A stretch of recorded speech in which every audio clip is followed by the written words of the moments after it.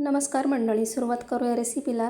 वांग्याची मागची देठी काढून घ्यायची आणि आपल्याला एका वांग्याचे 4 काप ह्या पद्धतीने करून घ्यायचे आहे।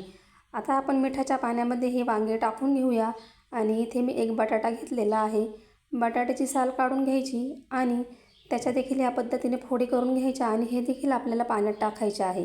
आता कढईमध्ये तेल गरम झाले की जिरे, मोहरी, 1 चमचा चणा डाळ आणि 1 चमचा सफेद उडीद डाळ टाकायची। 2 सुकलेल्या लाल मिरच्या टाकायच्या आणि एक मध्यम आकाराचा कांदा बारीक कापून टाकलेला आहे। 2 हिरव्या मिरच्या टाकायच्या, 5 ते 6 कढीपत्त्याची पाने टाकायची आणि हा कांदा आपल्याला 1 ते 1.5 मिनिटांसाठी परतवून घ्यायचा आहे।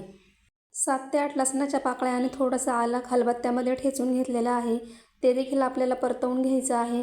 आता आपण कढईमध्ये बटाट्याच्या फोडी टाकून घेऊया आणि ह्या फोडी देखील आपल्याला परतवून घ्यायच्या आहे। याच्यामध्ये इथे मी पाव चमचा मीठ टाकलेले आहे आणि पाव चमचा हळद टाकायची आणि आपल्याला पुन्हा एकदा हे परतवून घ्यायचं आहे। तुम्ही जर माझ्या चॅनलवर नवीन असाल तर प्लीज चॅनलला सबस्क्राईब करा। आता आपल्याला 2 मिनिटांसाठी याच्यावर झाकण ठेवून घ्यायचं आहे। 2 मिनिटांनंतर पुन्हा एकदा आपल्याला भाजी हलवून घ्यायची आहे आणि आता याच्यामध्ये आपण वांग्याच्या फोडी टाकून घेणार आहोत। तर ह्या देखील आपल्याला व्यवस्थित अशा परतवून घ्यायच्या आहे आणि आता आपल्याला याच्यावर देखील 2 मिनिटांसाठी झाकण ठेवायचं आहे। 2 मिनिटांनंतर पुन्हा एकदा आपण हे चमच्यानी भाजी हलवून घेऊया। आता याच्यामध्ये इथे मी 1 टोमॅटो टाकलेला आहे बारीक कापलेला। पुन्हा आपल्याला चवीनुसार मीठ टाकायचे आहे आणि 1 चमचा मी इथे लाल मसाला टाकलेला आहे। तिखट तुम्ही तुमच्या आवडीनुसार कमी जास्त करू शकता। अर्धा चमचा धनेपूड आणि अर्धा चमचा काश्मीरी लाल मिरची टाकलेली आहे। पुन्हा एकदा आपण हे मसाले व्यवस्थित असे परतवून घेऊया।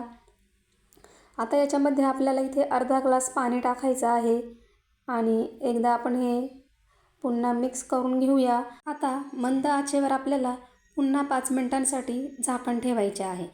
तर आता 5 मिनिटे ही झालेली आहे आणि आपली वांगी बटाट्याची भाजी छान तयार झालेली आहे।